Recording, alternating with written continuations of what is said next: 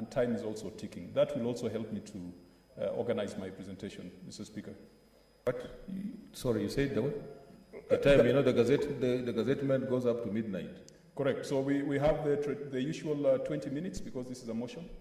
Yep, you have the 20 minutes. Thank you, Mr. Speaker. I intend to take less than that because having listened to the governor and to his team and having read the report of the committee, I am still trying to form my thoughts about what has been brought to this House.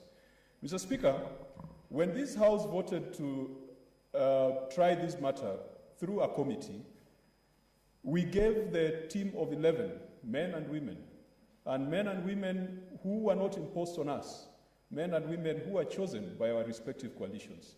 Mr. Speaker, you do recall that unlike in the past, where the motion for a committee was brought by the leadership having gone through SBC, this time round, the House voted to go for a committee, and it is only upon the resolution of the House to go for a committee that the committees were constituted. Mr. Speaker, that means that this House has full confidence in the 11 men and women who went to test this matter and who have brought a report to the House today. What is the verdict of the committee? The committee is unanimous. Mr. Speaker, I've rarely seen a report that has been signed by members of a committee. Even the report of the Justice and Legal Affairs Committee on the Building Bridges Initiative, there were a few abstentions. I think Honorable Junet Mohamed didn't sign, Opondo Kalumba did not sign, and a few others did not sign. But in this case, all the 11 members of this committee signed the report. So, Mr. Speaker, when you establish a committee to establish the allegations, and you give them resources, and you give them time, and you give them the best legal advice, and they come back and tell us that allegations are substantiated, we need to take it seriously. However, Mr. Speaker, this committee has brought to us what I would call a poison chalice. When you want to kill a cow, you go for the jugular. You don't cut the leg, hoping that by cutting the leg it will bleed to death. Mr. Speaker, there were 17 allegations and 2 charges. Out of the 17 allegations, 1 is substantiated. The others are not substantiated. This is cutting the leg of a cow for it to bleed to death. It is not going for the jugular. What we have seen in counties and our collective experience with county governments is that there is so much graft in county governments, in procurement departments, and the county assembly, which I must congratulate, because they took the bold action of deciding this matter at their local level and bringing this matter to the Senate. And I want to encourage county assemblies across the nation that there is no governor who is above the law. There is no governor who cannot be impeached, and there is no governor who cannot be brought to the Senate. Mr. Speaker, the county assembly had charges relating to procurement. The committee found them substantiated. Had allegations relating to corruption. They were found unsubstantiated. There were some very interesting allegations relating to the office of the First Lady, which is a stranger in law, Mr. Speaker. You go to all these county governments, you find people going by the names of First Lady.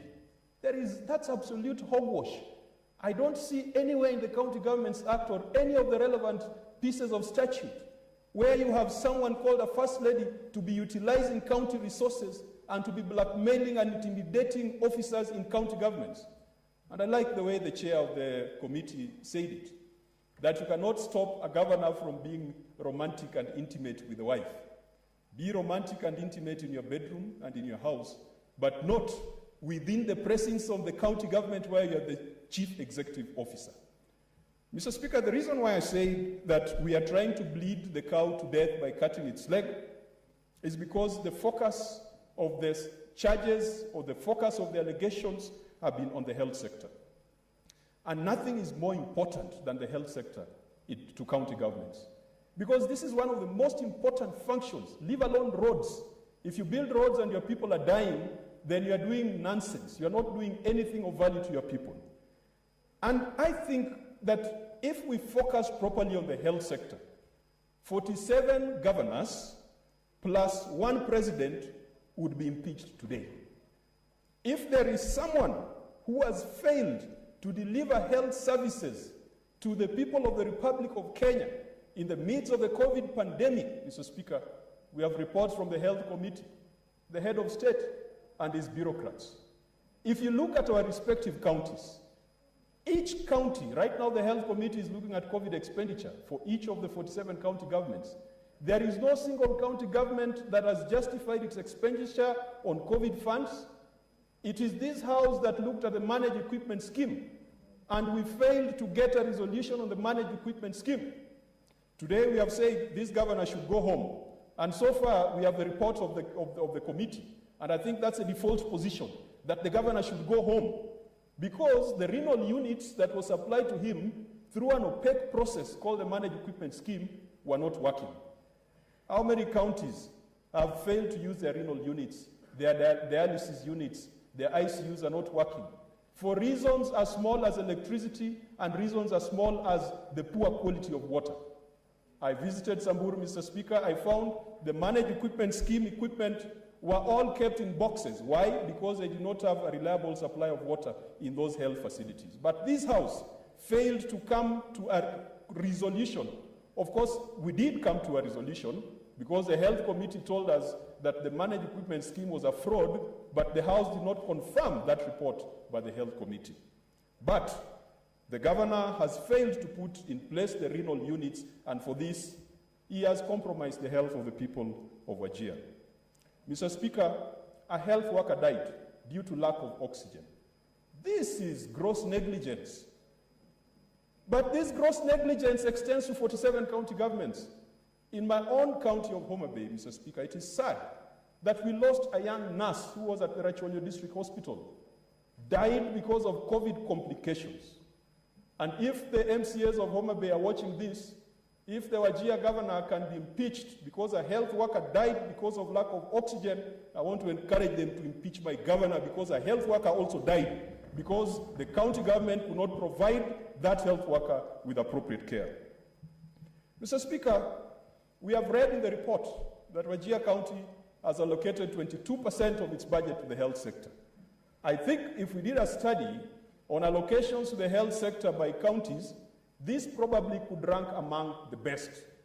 Having sat in the Public Accounts Committee, 22% of budgets to health is no mean task. Many county governments are allocating 22% in total to development because most of their money goes into salaries and into operations. And Mr. Speaker, if indeed this is true, and because it is contained in the report, I think the county government of Wajir has done a good job by allocating that amount of money to healthcare. We have seen also the Kenya Integrated Health System and data that comes from there. We have seen the outcomes on prenatal, antenatal visits, the outcome on immunization, and the other indicators of success in the health sector. But, Mr. Speaker, the governor has not paid workers in the health sector. Strikes are the order of the day. And when strikes are the order of the day, it means that the residents of Wajir cannot get the services that they so desire.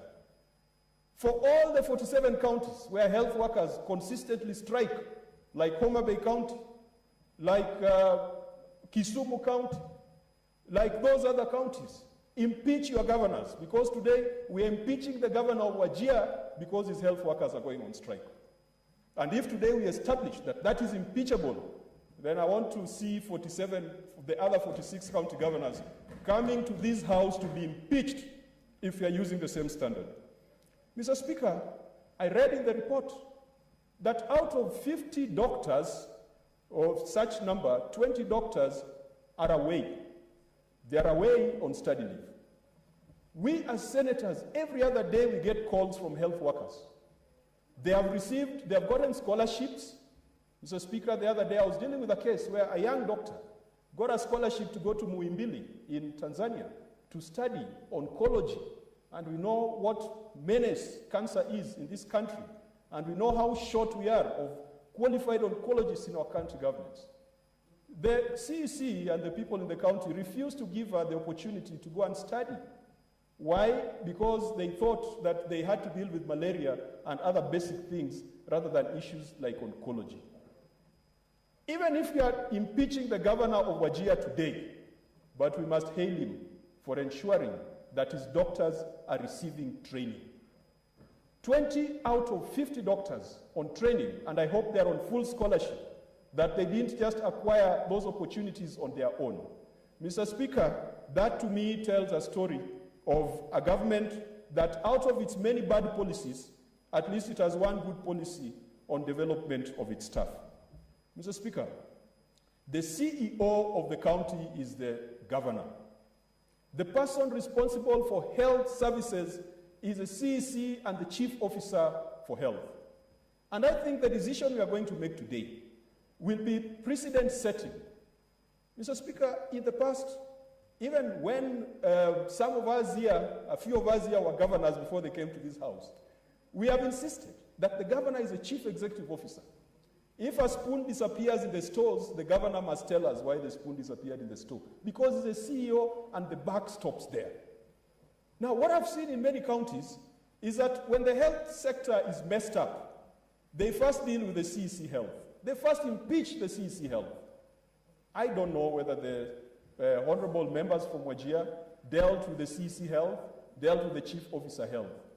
But the governor cannot run away because he's the Chief Executive Officer.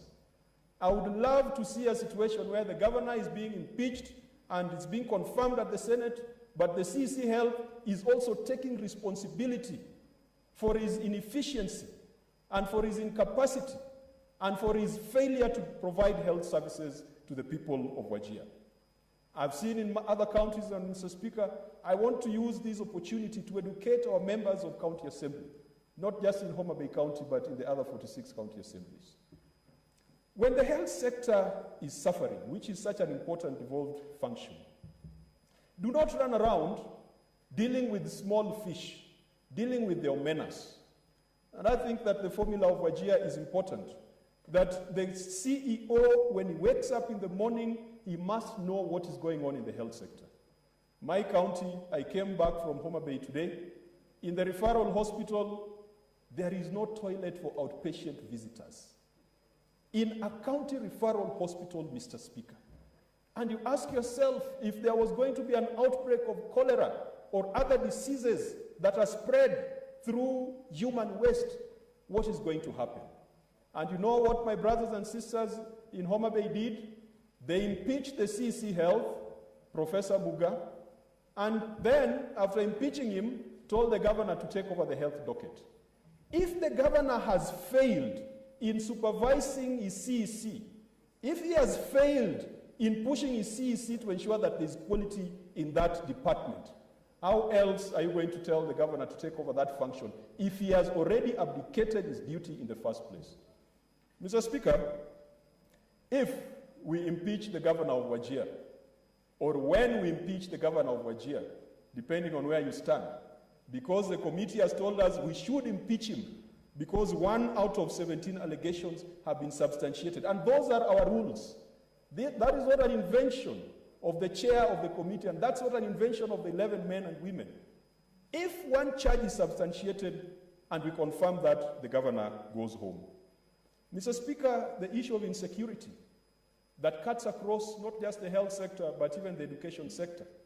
We have seen our brothers and sisters, when they are posted to frontier counties, they clamor to come back. Are we going to build a nation where Otieno can never teach in Wajir, or where Abdullahi can never teach in Migori? Are we building a system where Wafula can never teach in Garissa? We must look at the big picture and how insecurity has impacted on certain professions, doctors, teachers, and those professions that you cannot develop internally. Is it impeachable that doctors and health workers are running away because of insecurity?